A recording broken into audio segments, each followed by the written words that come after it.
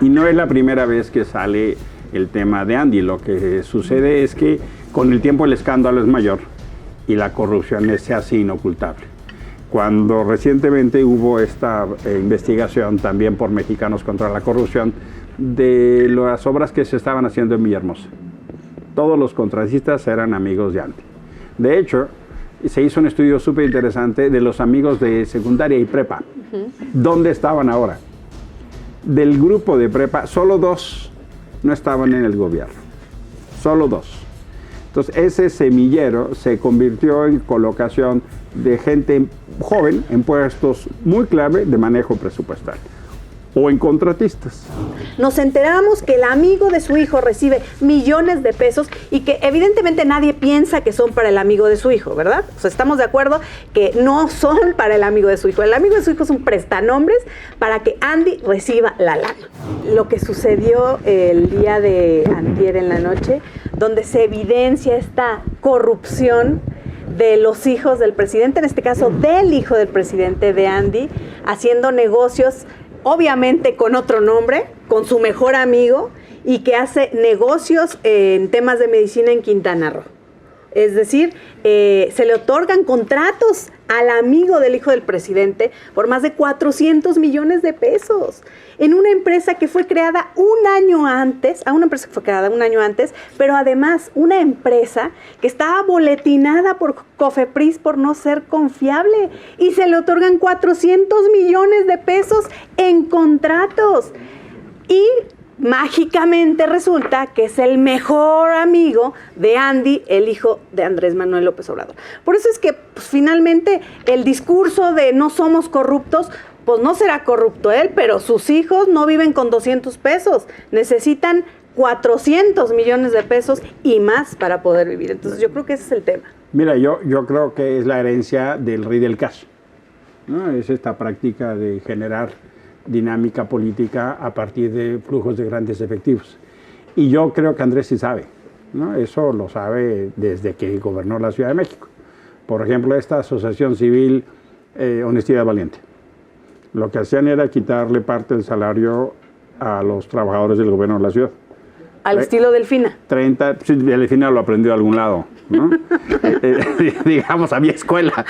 El 30% a los mandos altos, 20% a los mandos medios y 10% a los mandos bajos. Y luego eso se daba en efectivo. Eso financió la campaña 2006.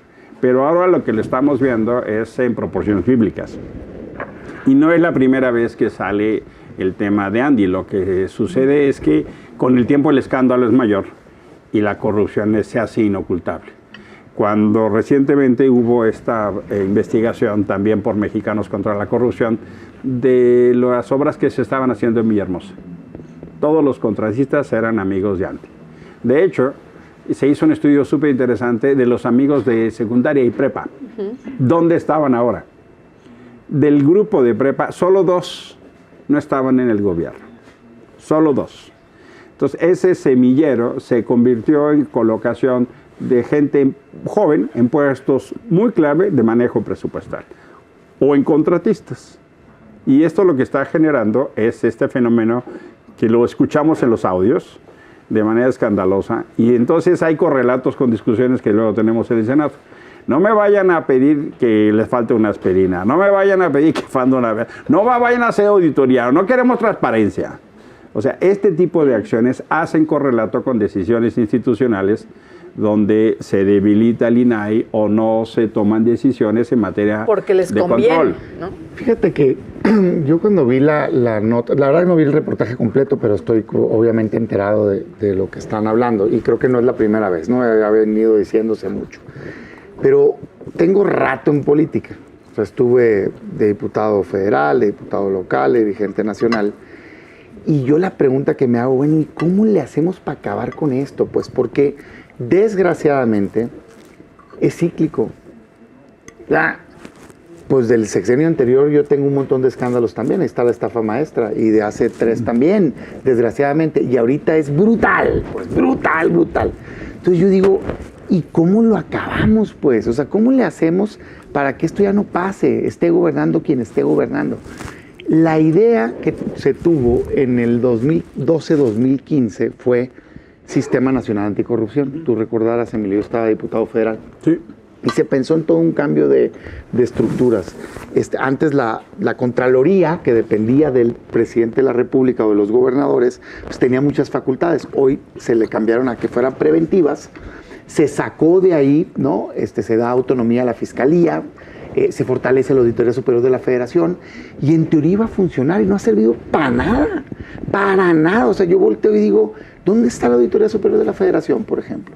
Les dije cuando estaban votando, por cierto, ese auditor, ¿no? Por otros motivos, yo pensaba que iba a ser funcional al anterior gobierno, resultó ser funcional al actual.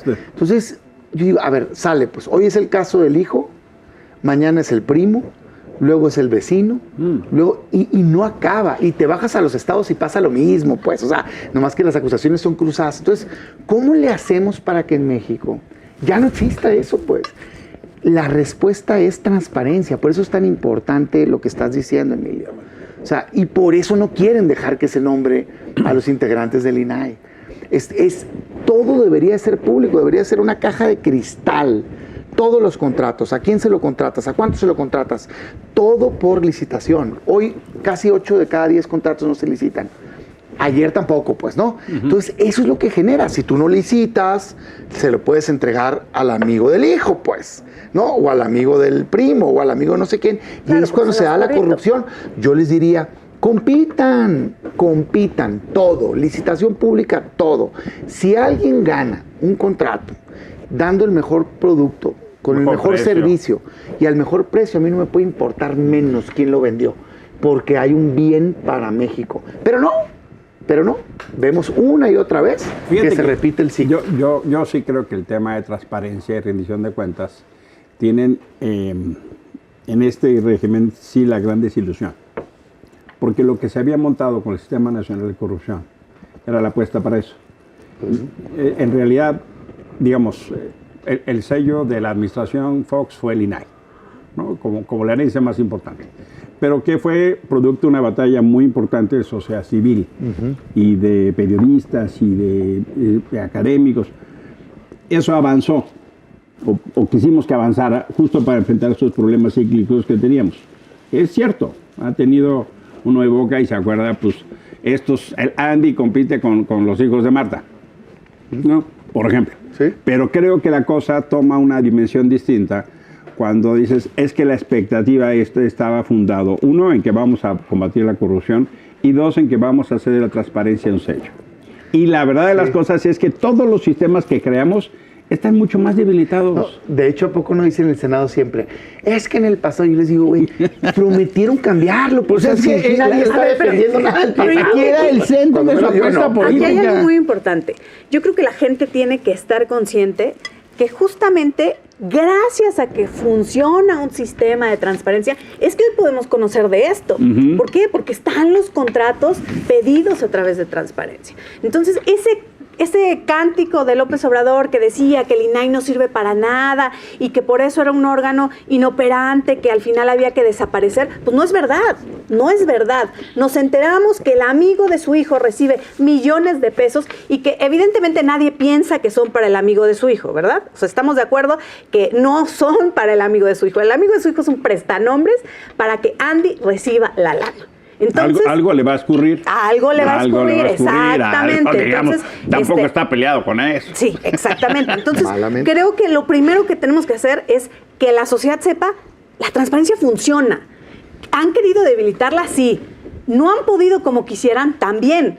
Pero no es una lucha ganada. Y lo vimos ayer en el Senado. Fíjate que, mira, yo doy clases, doy un seminario una vez a la semana y me da mucho gusto. O sea, yo siempre he dicho que cuando me retire me puedo dedicar a la academia. O sea, profesor. Espero que no ¿Usted no siguió la tipología académica? Me encanta. Primero uno es estudiambre.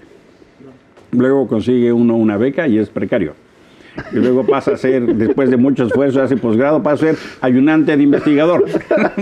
Y después hace méritos grandes y es pobredor. No, usted quiere esa carrera después, doctor. Después, que se pudiera retirar, sería feliz. Pero bueno, yo abordo cómo funciona el gobierno y dentro de ellos los órganos autónomos y entre ellos el INAI. Yo le voy a dar la razón a López Obrador en una crítica que le hace a el viejo sistema. Es cierto que se nombraba todo por cuates y cuotas. Es cierto.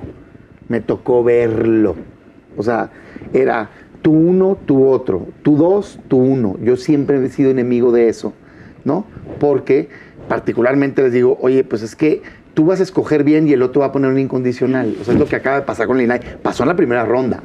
Esa fue una crítica mía. Le dieron un incondicional al coordinador de Morena y a cambio uno cercano al PAN, pues, ¿no?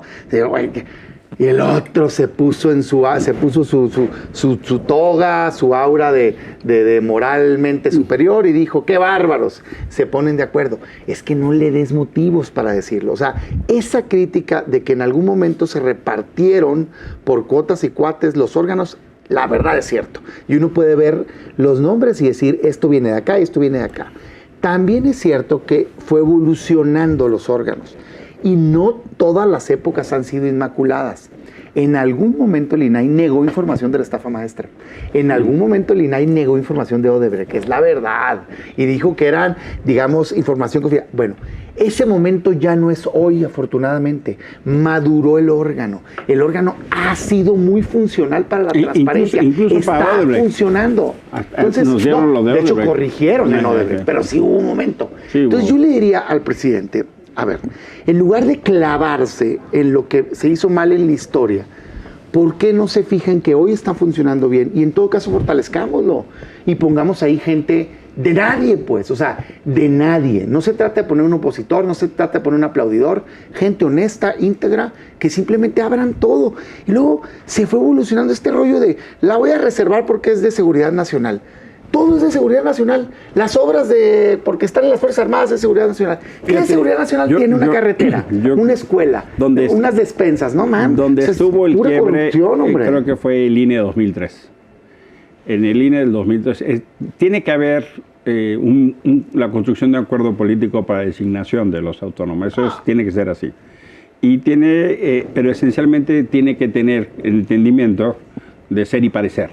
Ser y parecer autónomos en términos justos de su función y su actuación. Yo fui consejero en el 99, en el IEDF, cuando recién se fundó. Y luego estuve en la Comisión, ¿no?, de Derechos Humanos. Y yo fui a un proceso público, competí contra 54. De esos 54 nos escogieron a 12. Y luego fuimos 3 al final, ¿no? Y sí, teníamos que construir el consenso. Yo estuve en un momento donde ningún partido político tenía mayoría. Y esa fue la gran cosa, ¿no? El PAN tenía 19, el PRD 17, PRI 16. Y en algún momento me dice Bejarano, ¿no? Híjole. Mire, Emilio, era el secretario particular de Andrés Manuel López Obrador. No, estoy comentando una realidad. Una realidad, no es un hecho. Me dice, mire, Emilio, pues es que tú tienes un problema, ¿no? De los órganos autónomos, tú eres el más autónomo. Qué bueno. Tú no me preguntas ni cuándo vas a sacar una recomendación, ni de los boletines, ni de nada. Digo, pues ¿qué no se trataba eso? No, o sea, no. Y me dice, ¿sabes? Ese modelo de autonomía con el que empezó el Instituto Electoral y luego la Comisión ya no existe. Y ese anuncio que me hizo Bejarano, por cierto, poco antes de que iniciara su crisis, después de las ligas y las bolsas del dinero, se fue convirtiendo en un sistema que fue debilitando. ¿Cuál fue el factor que sí fue fortaleciendo? La exigencia de la gente. ¿Por qué el INAI corrigió en Odebrecht? Por la presión pública. No, de hecho, porque se hizo un sistema nacional anticorrupción. Y el sistema nacional, no teníamos 2/3, acuérdate. Sí, o sea, lo que digo es... El gobierno jaló, o sea, porque ha la sido sociedad los presionó. Una presión esencial de la sociedad. A ver, Emilio, pero lo que tú mencionas creo que es muy importante y creo que es el foco del tema. A ver, podrán ponerse de acuerdo los partidos, y eso no está mal. Lo que está mal es que llegue gente incompetente. Es correcto. Lo que está mal. Incondicional. O incondicional. Exacto. Pero como lo que pide López Obrador, ¿no? 100% lealtad y vale madre la capacidad. Yo creo que eso es lo que está mal. ¿Qué es lo que se tiene que hacer? Pues la coladera. Oye, ¿quieren 8,000? Pues órale, pero de esos 8,000, ¿cuántos van a quedar? ¿Cuántos realmente van a pasar los filtros uno y otro y otro y otro sobre conocimientos hasta que tengamos un grupo tan pequeño que nos dé la oportunidad entonces sí de sentarnos a ver cómo nos vamos a distribuir? Ahora, nomás que hay Eso una no pasa. corresponsabilidad. Porque, mira, digo, no sé si al rato vamos a hablar de eso, pero yo quiero que le eches un ojo al Senado la semana entrante. Se va a votar las ministros de la Corte. Morena no tiene 2/3 partes.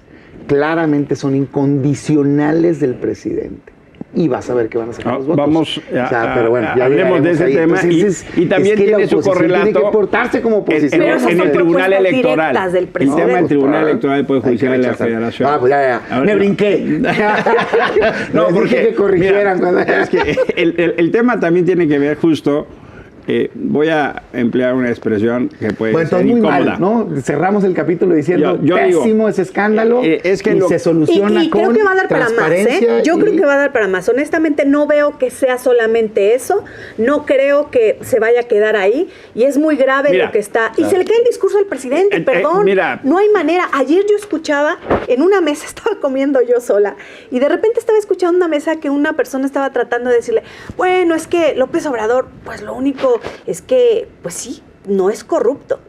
Tuve que pararme a decirles, señor, lo invito a ver la nota de ayer en donde se habla de que, pues no será corrupto, pero pregúntele a su hijo. Le dije, entonces, pues Mira, digamos sí- la verdad, sí- ¿no? sí va se le pa' cae el más, discurso al Sí presidente. va para más. Acabamos de ver el tema del documental de Claudia Sheinbaum pagado con dinero de la ciudad, ¿no? Sí va para más.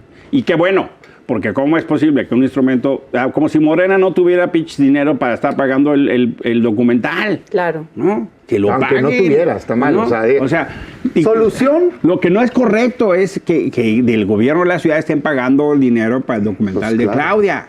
Ni para nada. Si su hijo participó o no, no lo sé. Pero eso no es correcto, no está bien. Y generar negocios privados escandalosos de corrupción con los hijos en la política es un escándalo. Y que eso derive en una derrama para pagar operadores, para comprar voluntades, eso no está bien.